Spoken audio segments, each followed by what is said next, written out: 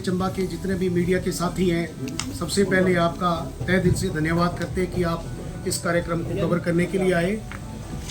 आप सभी जानते हैं कि आज अखिल भारतीय कांग्रेस कमेटी के आदेशानुसार पूरे देश के हर जिला में मनरेगा बचाओ संग्राम, जो लोगों को और मनरेगा के जितने मजदूर हैं उनको रोजगार का अधिकार जो मनरेगा के अंतर था, उसको लेकर के आज प्रेस वार्ता का आयोजन किया गया है। हमारे साथ हमारी वरिष्ठ नेत्री एआईसीसी की पूर्व सचिव मैडम आशा कुमारी जी जो मुख्य वक्ता के रूप में यहाँ पर है। इनके साथ भाई यशवंत खन्ना जी हैं जो हमारे चुनाव कांग्रेस से प्रत्याशी रहे हैं। सुनाव सिंह पठानिया जी जो हमारे जिला युवा कांग्रेस के अध्यक्ष हैं। साथ में एपीएमसी के अध्यक्ष बड़े भाई ललित ठाकुर जी, और माफी चाहूँगा हमारे जो आईवाईसी के जो हिमाचल के प्रभारी हैं शेष नारायण ओझा जी, विशेष तौर पर यूपी से चल करके इस कार्यक्रम के लिए आए हैं। तो आप सभी लोगों का धन्यवाद करता हूं और आमंत्रित करता हूं मैडम आशा कुमारी जी को कि मनरेगा बचाओ संग्राम के ऊपर अपनी बात प्रमुखता के साथ रखें।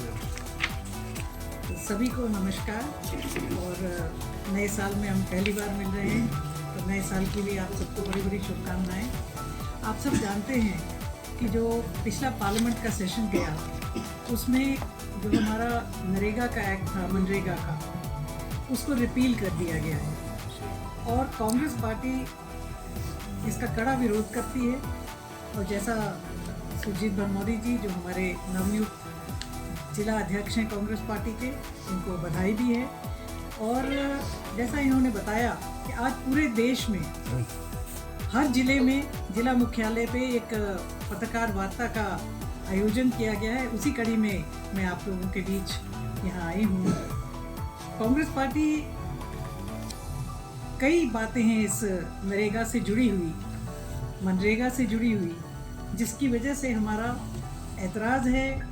हम इसकी पूरी तरह से इसको हम निंदा करते हैं जिस तरह से ये किया गया है। सबसे पहली बात तो ये कि ये कार्यक्रम महात्मा गांधी जी के नाम से, मनरेगा जो है महात्मा गांधी जी के नाम से चलाई जा रही है। एक बिल्कुल जो गरीब तबका है, किसान है, मजदूर है, बेसहारा है, ये उनके लिए एक आजीविका की गारंटी थी।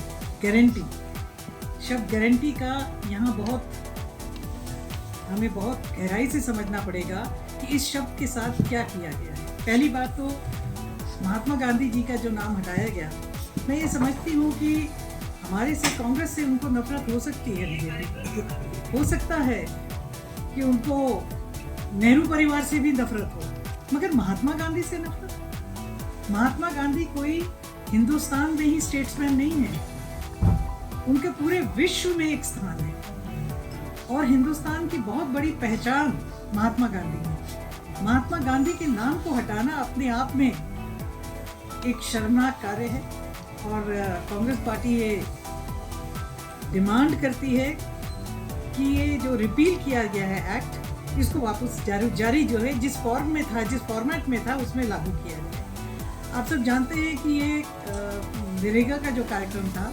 ये 2005 में डॉक्टर मनमोहन सिंह जी की सरकार ने सोशल सिक्योरिटी के तौर पे इसको लागू किया था, जारी किया था और हमारे बहुत सारा जो पंचायती राज सिस्टम है उसको सुदृढ़ करने में और लोगों की आर्थिकी को सुदृढ़ करने में इसका बहुत ही बड़ा एक रोल रहा है। आप जानते हैं कि जब गारंटी की बात थी, 100 दिन की गारंटी, इसका मतलब ये था कि जो ग्रामीण लोग हैं जब वो अपनी डिमांड रखते थे तो डिमांड बेस्ड गारंटी थी। डिमांड बेस्ड आपको देना ही पड़ता था कि आपने अगर किसी ने अप्लाई किया है तो 15 दिन के अंदर आपको रिस्पॉन्ड करना पड़ता था और एक्ट में ये प्रावधान भी था कि अगर 15 दिन में आपको नौकरी या मतलब कोई काम नहीं मिला तो आपको जो है उसके बदले में एक पैसा जो है वो दिया जाएगा। ये गारंटी थी, यानी ये एक्ट था और ये संविधान के अनुच्छेद के 21 के अनुसार ये एक्ट बना हुआ था। अब इसको रिपील किया गया है, कोई फैंसी सा नया नाम दिया गया है, उसमें भी वर्ड गारंटी को यूज़ किया है, लेकिन मैं समझती हूँ कि ये कॉस्मेटिक है। ये कॉस्मेटिक है, कॉस्मेटिक इसलिए है क्योंकि इसमें गारंटी है ही नहीं। जब लोगों के द्वारा रखी हुई स्कीमें आपके पास नहीं आएंगी, जब आपने कह दिया कि 2 महीने तक, 2 महीने वो भी उनका ये कहना है कि 2 महीने वो वाले जो एग्रीकल्चर सीजन होता है। अब आप हिमाचल चंबा की ही बात ले लीजिए, चंबा का कौन सा एग्रीकल्चर सीजन है जो नहीं होता है सीजन? आलू की बिजाई अलग, फसलों की बिजाई अलग, मक्की की बिजाई अलग, जो सेब का काम करते हैं वो अलग, जो ऑफ सीजन वेजिटेबल्स का काम करते हैं वो अलग, जो चावल लगाते हैं वो अलग, जो धान लगाते हैं जो अलग, जो वीट लगाते हैं वो अलग, अलग अलग सीजन होते हैं। तो कौन से 60 दिन है जिसमें आप एक ज़रूरतमंद को आप उसके कार्य करने के उससे वंचित कर दो? सबसे पहले तो ये बहुत ऑब्जेक्शनेबल है। फिर ये कहते हैं हमने 100 दिन का 125 दिन कर दिया। जब 100 दिन ही नहीं पूरे होंगे तो 125 दिन तो एक कॉस्मेटिक बात हो गई, सीधी कॉस्मेटिक सर्जरी की है इन्होंने, कुछ नहीं है इनके उसमें। सिर्फ हाँ, स्टेट्स को इन्होंने बर्डन डालने का काम किया, क्योंकि ये कह रहे हैं कि एक फिक्स्ड अमाउंट होगा। अभी तक क्या था, ये ओपन एंडेड स्कीम, जो भी पंचायत से जिला परिषद को जाता था और जिला परिषद से जो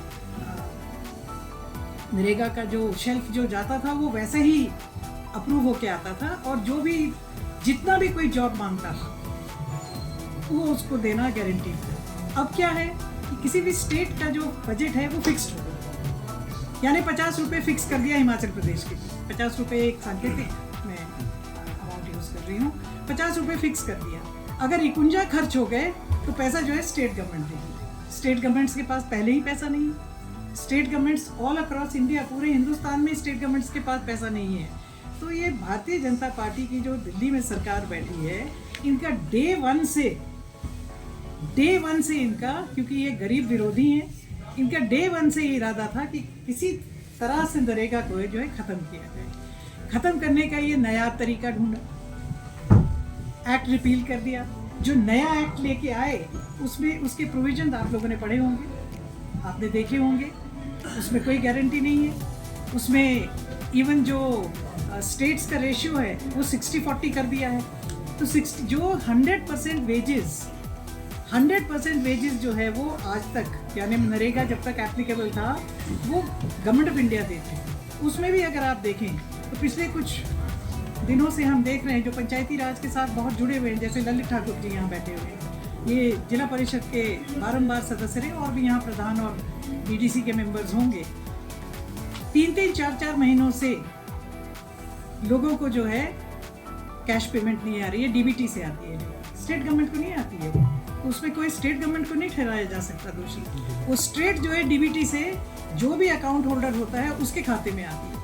3-3 महीनों से वेजेस की जो है वो नहीं आ रही है। क्या था ये एक शुरुआत थी नरेगा को ख़त्म करने की। क्यों?